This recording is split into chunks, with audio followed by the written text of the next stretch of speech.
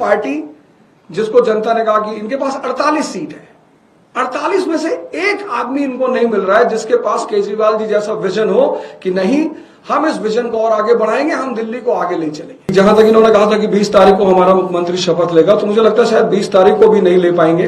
आपके पास 48 लोग हैं, आपको 40 में से 8 में से एक आदमी निकालना है कि एक आदमी भाई हमें लीड कर रहा है, तो कम से कम दिल्ली की जनता को यह तो पता चले कि भाई ये इनका मुख्यमंत्री का चेहरा, अब तो इलेक्शन खत्म हो गया, इतना दिन वेट करने की क्या जरूरत है। अगर नीति है तो बताओ, अगर चेहरा है तो दिखाओ। इतनी अच्छी शुरुआत करने के साथ अब राजनीति से पीछे जाने की कोई वजह नहीं है।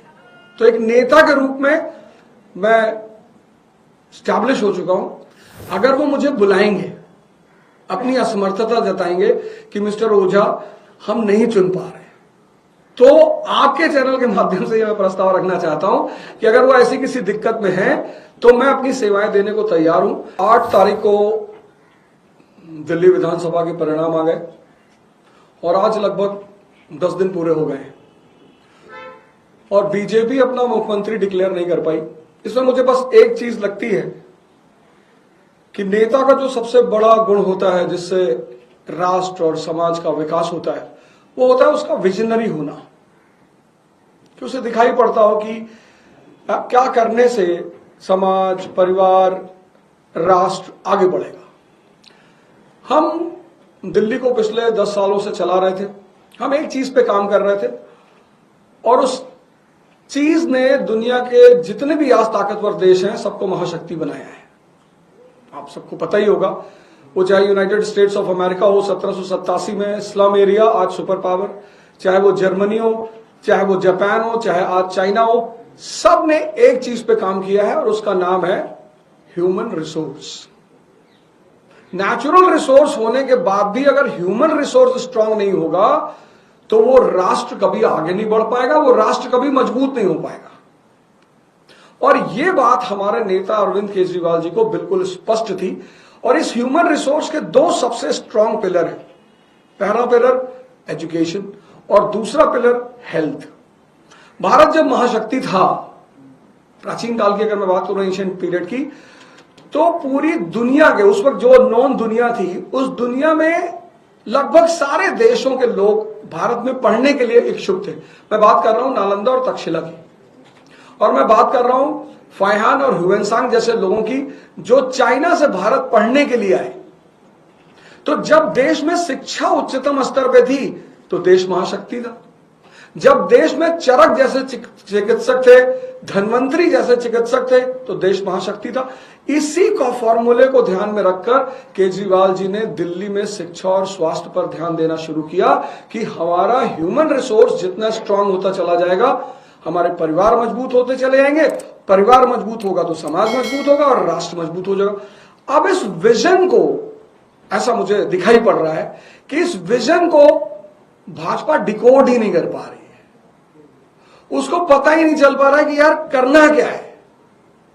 भाई झगड़ा करना, दंगा कराना, लड़ाई करना, ये तो कोई भी कर ले, लेकिन राज्य चलाना और फिर राज्य को आगे लेके जाना, सरप्लस स्टेट का दर्जा दिलवाना। हमारी सीएम साहिबा अभी डिस्कस कर रही थी अपने बजट के बारे में, उन्होंने कहा दिल्ली स्टेट सरप्लस स्टेट का सरप्लस बजट का स्टेट है। तो मुझे ऐसा लगता है कि आज ये पार्टी जिसको जनता ने कहा कि इनके पास 48 सीट है, 48 में से एक आदमी इनको नहीं मिल रहा है जिसके पास केजरीवाल जी जैसा विजन हो कि नहीं हम इस विजन को और आगे बढ़ाएंगे, हम दिल्ली को आगे ले चलेंगे। इनकी ये नाकामी पूरी दिल्ली प्रदेश की जनता देख रही है और ऐसा मुझे लगता है कि जहां तक इन्होंने कहा था कि 20 तारीख को हमारा मुख्यमंत्री शपथ लेगा, तो मुझे लगता है शायद 20 तारीख को भी नहीं ले पाएंगे, क्योंकि इस विकास धारा को आगे बढ़ाना और आगे चलाना वो हमारे नेता और हमारी पार्टी के ही बस में है। फिर आपको तो क्यों ऐसा लगता है कि बीजेपी अपना समय ले रही है, उनके पास अलग अलग नीति है, उसके लिए अलग स्ट्रक्चर है उनका निर्णय लेने का, तो आप लोगों को क्यों इतनी जल्दी जल्द से जल्द शपथ होना ही चाहिए? नहीं, जल्दी नहीं है, हमें किस बात की जल्दी, हम तो वो इतने सारी बातें कर रहे थे। नीति है तो आप लेकर आओ, 48 लोग आपके पास हैं, आपके पास 48 लोग हैं, आपको 40 में से 8 में से एक आदमी निकालना है कि एक आदमी भाई हमें लीड कर रहा है, तो कम से कम दिल्ली की जनता को यह तो पता चले कि भाई ये इनका मुख्यमंत्री का चेहरा, अब तो इलेक्शन खत्म हो गया, इतना दिन वेट करने की क्या जरूरत है। अगर नीति है तो बताओ, अगर चेहरा है तो दिखाओ। अवध जी, आप पहली बार इलेक्शन लड़े थे, आप अपनी पॉलिटिक्स जारी रखेंगे आगे भी और पढ़ाई भी जो कराते हैं बच्चों? मैं पहली बार इलेक्शन लड़ा और 4 फ्रंट पर मेरी उपलब्धियां रही। आज भारत में मेरे पास एक विधानसभा है जिसमें 46,000 लोगों ने मेरे ऊपर विश्वास जताया है। 46,000 लोगों ने मेरे ऊपर विश्वास जताया। 500 कार्यकर्ता मेरे साथ जुड़े हुए हैं। और सबसे बड़ी बात, जो कांग्रेस के हमारे उम्मीदवार थे वहां पे, जो एक बार विधायक रहे, 2 बार पार्षद रहे, उनकी जमानत जब्त हो गई।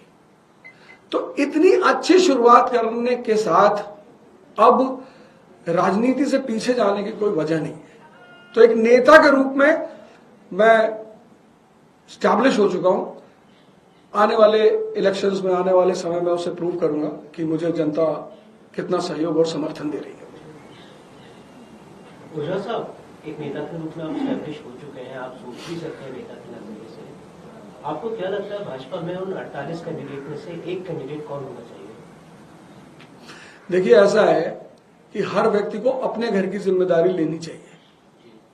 अगर वो मुझे बुलाएंगे, अपनी असमर्थता जताएंगे कि मिस्टर ओझा हम नहीं चुन पा रहे, तो आपके चैनल के माध्यम से मैं प्रस्ताव रखना चाहता हूं कि अगर वो ऐसी किसी दिक्कत में है तो मैं अपनी सेवाएं देने को तैयार हूं।